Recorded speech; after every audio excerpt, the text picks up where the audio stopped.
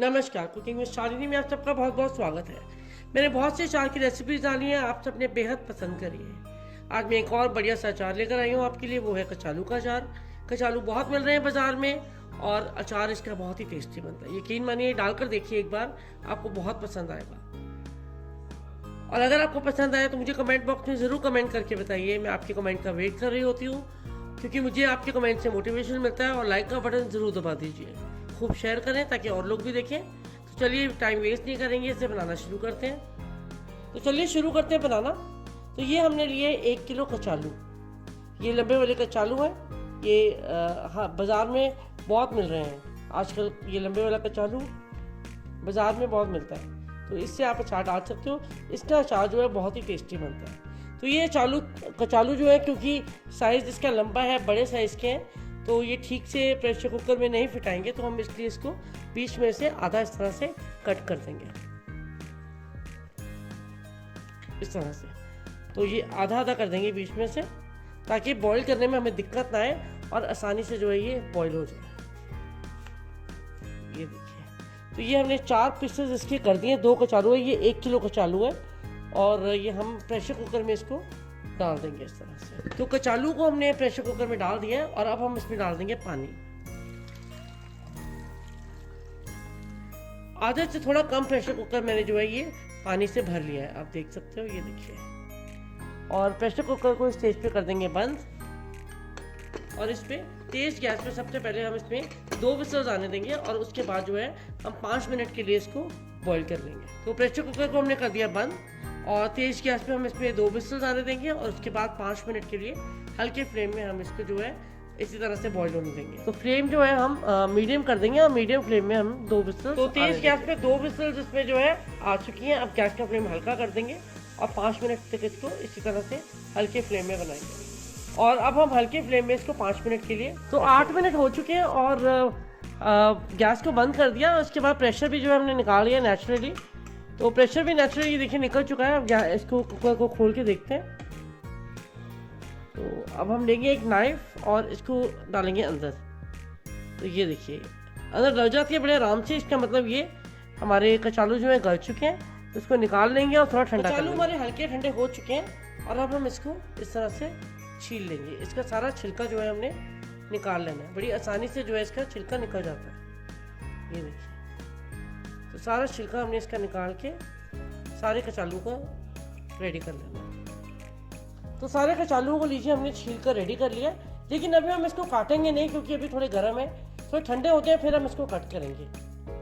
तो कचालू जो है आजकल बहुत ही बढ़िया वाले हैं, अच्छे चिकने वाले कचालू हैं, क्योंकि बहुत ही अच्छी क्वालिटी के होते हैं। तो आजकल जो है इसका अचार जरूर डालना चाहिए, और ये अचार बहुत ही यमी बनता है। कचालू सारे हमारे ठंडे हो चुके हैं अच्छे से। अब हम इसको काट लेंगे।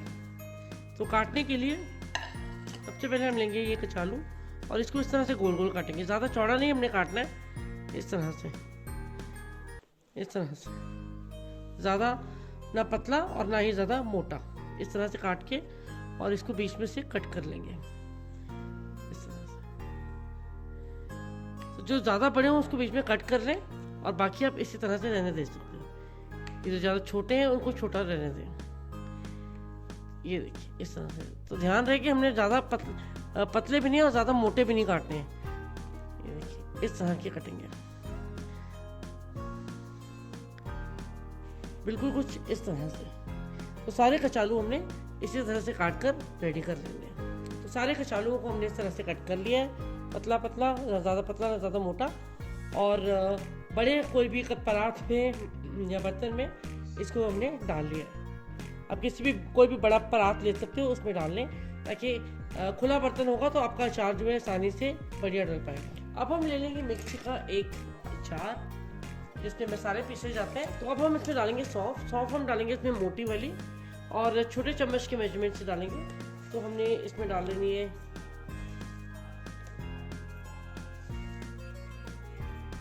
5 चम्मच सौंफ के। और अब हम इसमें डालेंगे मेथी दाना, यानी कि मेथरे जिसको बोलते हैं। तो ये हम इसमें डाल देंगे 2 चम्मच, और इसको हमने दरदरा पीस लेना है।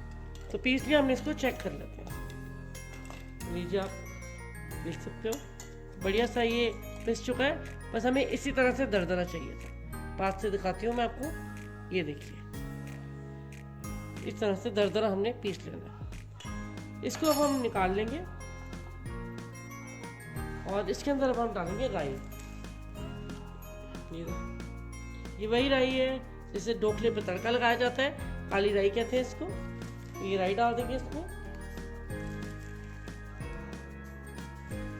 तो हमने ये राई जो है हमने 6 से 7 चम्मच डाल देंगे। तो मैं जो इसमें 7 चम्मच राई की डाल दूँगी और इसको भी हमने अच्छा पीस लेना है। इसको हमने दरदरा नहीं पीसना बल्कि अच्छे से इसको भी पीस के हमने चेक कर लेते हैं। तो लीजिए ये देखिए ये भी अच्छे से पिस चुका है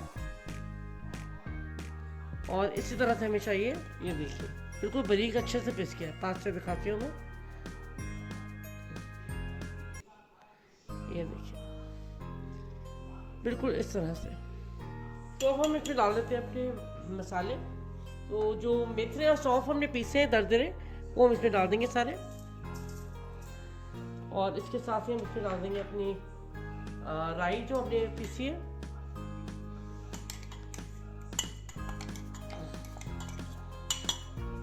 साथ में डाल देंगे नमक, नॉर्मल नमक जो हम जिससे हम घर में खाना खाते हैं, बनाते हैं अपना। तो ये हम इसमें डाल देंगे तकरीबन 2.5 चम्मच। इसमें डाल देंगे हम हल्दी,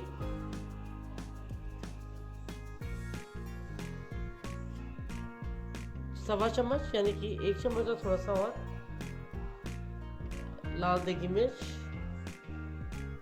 1 चम्मच, थोड़ी सी और, सवा चम्मच के करीब। इसके साथ ही हम इसमें डालेंगे हींग जो इसको बहुत ही बढ़िया सा टेस्ट देगा। तो हींग हम इसमें डालेंगे तकरीबन आधा चम्मच के करीब। और इसके अंदर अब हम डालेंगे सरसों का तेल। इसके अंदर हम डालेंगे सरसों का तेल जो कि बहुत ही ज़रूरी इंग्रेडिएंट है। पहले तो हम इसमें 1 कप सरसों का तेल डालेंगे और फिर इसको हाथों से अच्छे से मिला लेंगे। अच्छे से हल्के हाथों से मिलाएं ताकि हमारे जो कचालू हैं वो टूटे नहीं। इस तरह से सारे कचालू के ऊपर अच्छे से हमारा जो ये मसाला है लग जाना चाहिए। इस तरह से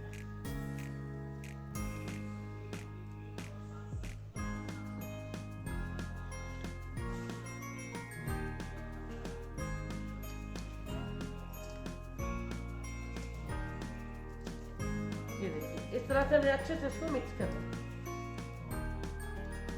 हर कचालू के ऊपर मसाला लगना जरूरी है।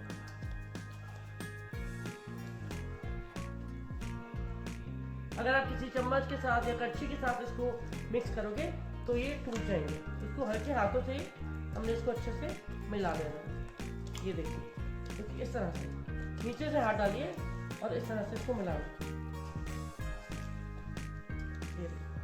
ये अच्छे से मिल चुका है।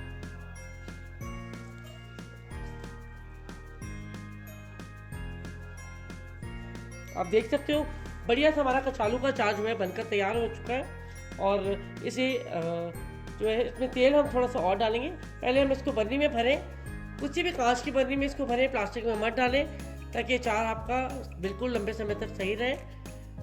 अगर प्लास्टिक की बर्नी में डालेंगे तो स्मेल आने लगेगी और अचार आपका जल्दी ख़राब भी हो जाएगा। हमेशा कांच का बयाम लें और उसमें ही डालें। इसको डालने के बाद इसके अंदर थोड़ा सा तेल डालें और ध्यान रहे कि तेल जो है पूरा ऊपर तक कवर होना चाहिए ताकि हमारा अचार जो है लंबे समय तक चले, ख़राब ना हो। अचार बहुत ही बढ़िया, बहुत ही टेस्टी बनता है। इसे ज़रूर ट्राई करें। अगर आपको मेरी रेसिपी पसंद आए तो कमेंट करके मुझे ज़रूर बताएं।